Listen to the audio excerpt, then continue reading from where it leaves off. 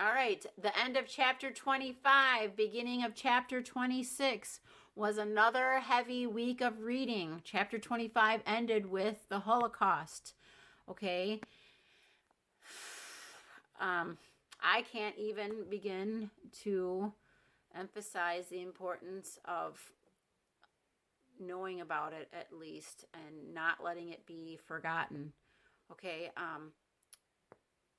And praying that something like that doesn't ever happen again. But I would recommend for you guys, if your parents allow it, borrowing or renting, to be able to see the movie Schindler's List. Okay, it's a historic film based on historical fiction about a man who hires or takes in Polish Jews, about 1,000 of them, to work in his factory, and ends up risking his life and others in order to save them from the concentration camp / death camps.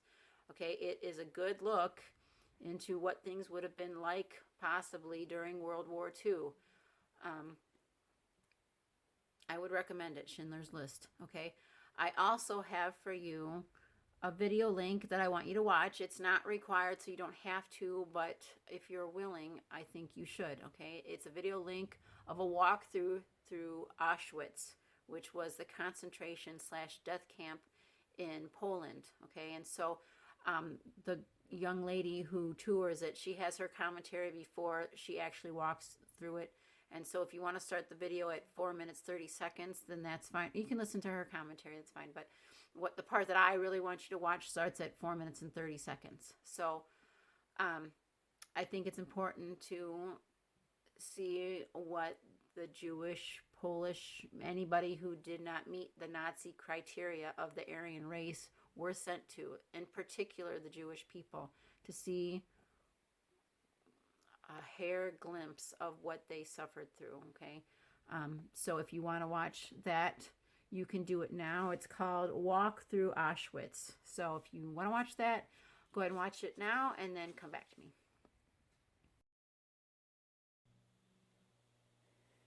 Alrighty, moving on along.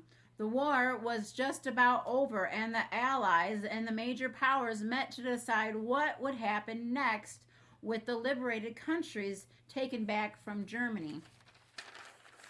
And they mostly talked about what they were going to do about Germany and decided that it would be best to divide it into 4 sections, okay? America, Britain, France, and Russia. So 3 became free, which was America, Britain, and France.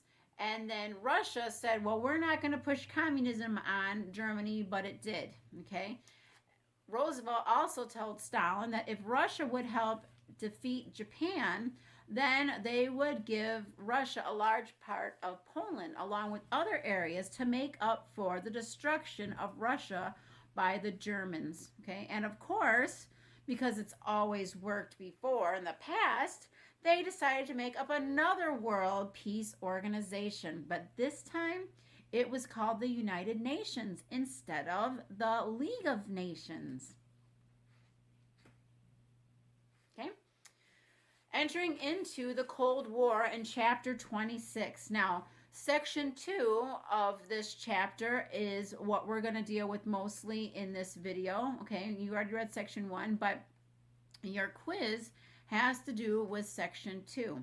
So, if you want to go get quiz number 35 out, and I'm going to talk through some of the answers that are in this quiz.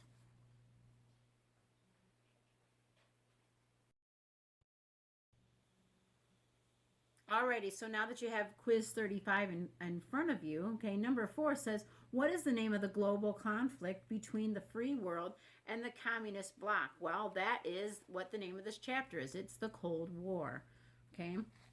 So, after the war, Germany was divided into 4 sections by America, Britain, France, and Russia. America, Britain, and France formed the Free Nation of West Germany in 1948 and greatly helped them establish a prosperous country. Russia, on the other hand, didn't help. Well, I guess they helped by making it worse, but also by making East Germany a communist-dominated German Democratic Republic, which that really kind of sounds contradictory. But anyway, they also established blockades of the rail, the water, and the road routes leading into West Berlin. So here comes America to the rescue. And they came with the Berlin airlift from 1948 to 49. Okay. They brought food into the West Berlin people who were free but couldn't get out to get anything, and all their food coming in was stopped. And so instead of them starving, the Americas at one point every 45 seconds was airlifting food and supplies and medicine to the people of West Berlin. Okay. Communism was attempting to spread its wings in Europe and abroad. Okay, let's go take a look at the map first. Alrighty, so getting out my trusty colorful map, we can talk about this next part. So the U.S. and Canada and 10 Western European nations formed the treaty, an association, the North Atlantic Treaty Organization, also known as NATO. Okay, and so the countries that were first part of that were Iceland and Norway and Denmark and England and Belgium and the Netherlands and Luxembourg and France and Italy. Okay, and then a few years later, not Russia, he's just over there. And then a few years later, we got, let's see, Spain became part, and the west side of Germany did. And down here by my dude and my shoes and socks, Greece did, and Turkey. Okay, and so all these countries came together to form NATO. All right, and so NATO provided a mutual consultation and defense whenever the territorial integrity, political independence, or security of any of the parties was threatened. American General Dwight D. Eisenhower was named the first supreme commander of NATO's military forces in Europe. So I got a picture of Mr. Eisenhower before he became the president. Here is a picture of Eisenhower when he was still the general, and here he's pictured in Warsaw, Poland. Okay, here's what he looks like. It's a public domain picture. There's my reference on it. Okay, so anyway, okay, so Russia countered by denouncing NATO as an aggressive alliance. Okay, and so they were forming a defensive military alliance of their own in Eastern Europe. It was called the Warsaw Pact. Okay, so question 1 in your quiz says, the what was an Eastern European military alliance? Well, that would be the Warsaw Pact. Okay.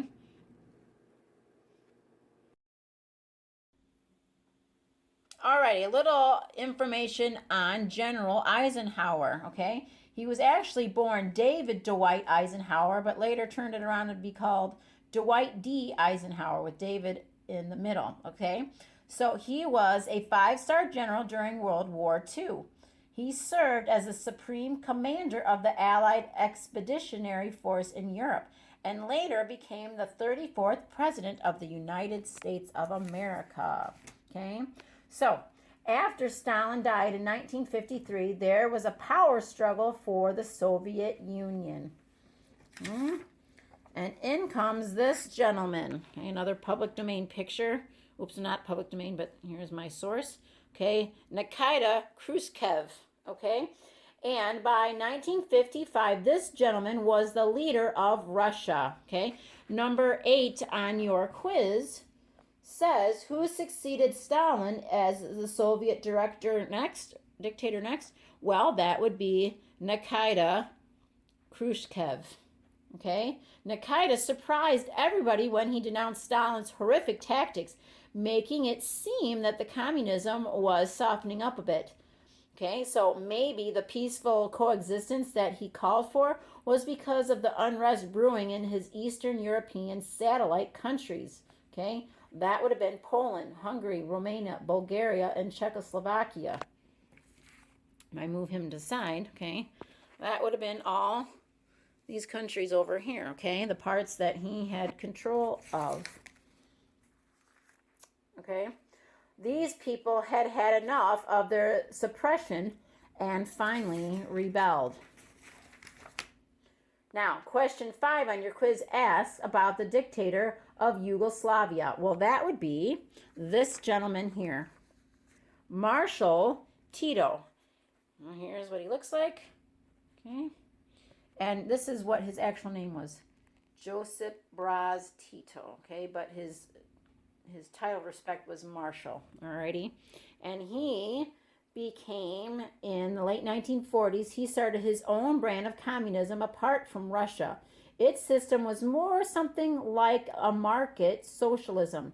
Firms were socially controlled by their employees and structured on worker self-management, for example. Okay, so in 1961, one of the saddest symbols of the Soviet oppression in Eastern Europe was built and called the Berlin Wall. Question 9 on your quiz, okay? This concrete wall was 11 foot 8 inches high, ran 66 miles long with wire mesh fencing that was 41.3 miles long, okay? They had anti-vehicle trenches that was 65.6 miles long, and there was at least 302 watch towers. Okay, I have a video link that I want you to watch. It is how the Berlin Wall works. You need to watch this just so that you can see it's not just one wall that the East Germany built to keep their people from getting to freedom. It was a double wall, and the extreme stuff that they put between these walls to keep their people from getting out. So go ahead and watch how the Berlin Wall works and then come back. Alrighty, so now talking about the west side of Germany. It regained national status, got a new constitution and representative government. Question 2 asks you, who was Konrad Adenauer? Well, he was the first chancellor of West Germany from 1949 to 1963. Okay, and here is the dude and how you spell his name. Okay. He was also the first leader of the Christian Democratic Union that he co-founded, which became the dominant force in his country. During his years in power, West Germany achieved democracy, stability, international respect, and economic prosperity. Okay? Forged relations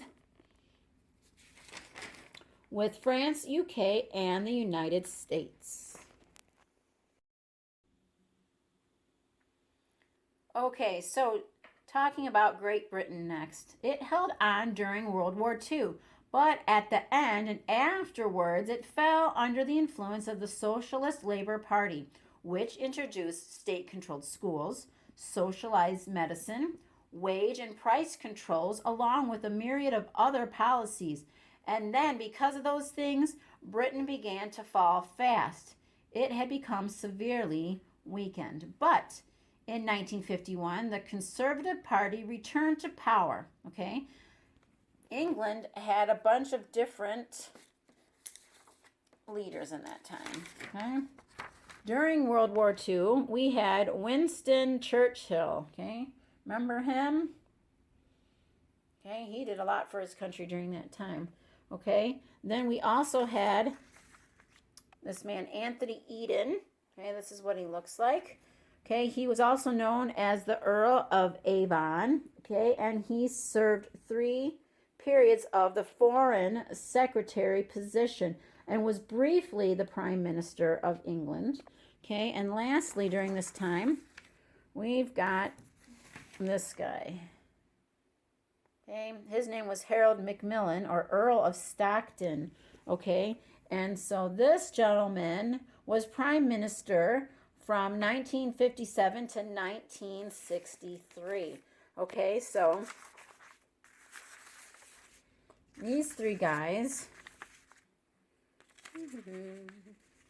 Okay, these three guys had all served as the prime minister position. Okay, so question 3, I just listed 3 of the men who had been prime minister. So the fourth person was not. Okay, Britain started to progress in the 1950s and 60s, except they didn't do much with their welfare system at home. They had fallen into a problem. By the 1970s, the Labour Party had control again, and Britain began to lose hold of its once mighty British Empire. Alrighty, so the last part of section 2 is all about the outcome of France, Italy, Spain, and Scandinavia, whether they tried to go back to capitalism and democracy or if they got swallowed into socialism. So if you wanted to browse that information, you can. Okay, I helped you through a good chunk of quiz 35. There's only 3 more questions you need to find yourself. They are questions 6, 7, and 10, and they can be found on page 406 and 407 of your book. Okay, so quiz 35 is due along with your homework. So please make sure you turn that in. And then guess what, guys? We only have one more YouTube lesson after this one and one more chapter after that. And you have made it through world history with Mrs. A. You have done fabulously awesome. So turn in your homework and I'll see you next week.